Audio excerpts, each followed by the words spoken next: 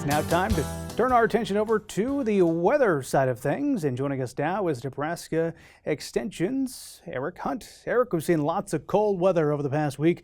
Not really a big fan of that, but not much when it comes to precipitation. Any chance we'll see some of that snow in the near future?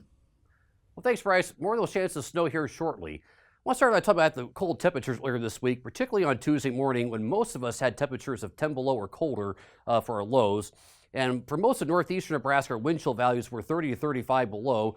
Coldest wind chill I could find on Nebraska Mesonet was 45 below just west of Hay Springs. Fortunately, no cold like that in the forecast this week. We will be dominated a little bit more by upper level ridging. Main feature of interest will be this low area of mid-level pressure down here in the southwestern United States. Most indications are this will take a southern route and miss us entirely, but there will be a chance this takes a more northeasterly route into the Midwest as we head toward the end of the week. And if that happens, there will be a chance of precipitation, potentially in the form of snow for the eastern side of Nebraska. So right now the WPC doesn't show any precipitation for pretty much anybody in the state, including eastern Nebraska. But I do think there will be a chance of getting some precipitation here in this next week. So let's pay attention to forecasts, see where that upper level low goes. The states of the south, we're going to stay pretty much dry for everybody for the next 7 to 10 days. We'll definitely be mild, though, most this next week. I feel pretty confident most everybody in the state should get at least in the upper 40s Tuesday and Wednesday, potentially Thursday, Friday, particularly if that storm system stays well to our south.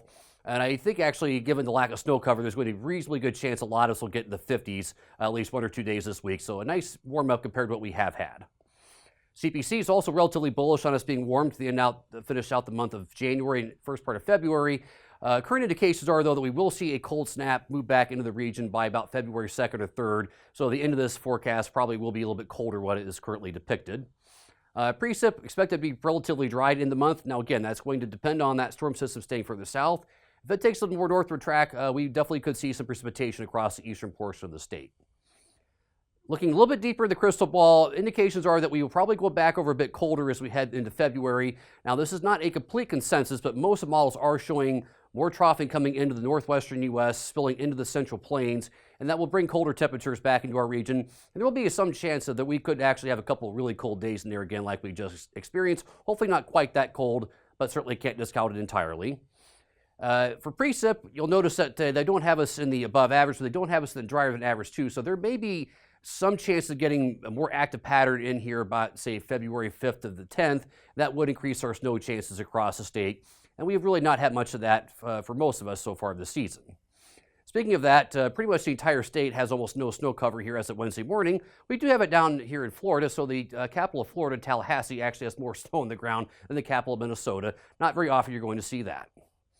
Swell temperatures right now across the state mostly are below freezing at 4 inches. Given the cold temperatures, that's not exactly surprising. And there aren't many frost depth measurements across the state, but what we do have basically shows that we have about 6 to 12 inches of frost depth across the state, much higher values as we get up in the northern portion of the country where we've had more extended periods of cold temperatures. The drought monitor does show that we did see some expansion of that moderate drought from North Platte down toward McCook. We now have about roughly 90% of the state in drought. And the most recent drought outlook released by the CPC does show pretty much the entire state staying in drought as we head toward the end of April. And I am suspicious that they are probably being a little optimistic about portions of southwestern Nebraska. And this is our temperature precipitation roundup for the week ending January 18th, 2025. Back to you, Bryce.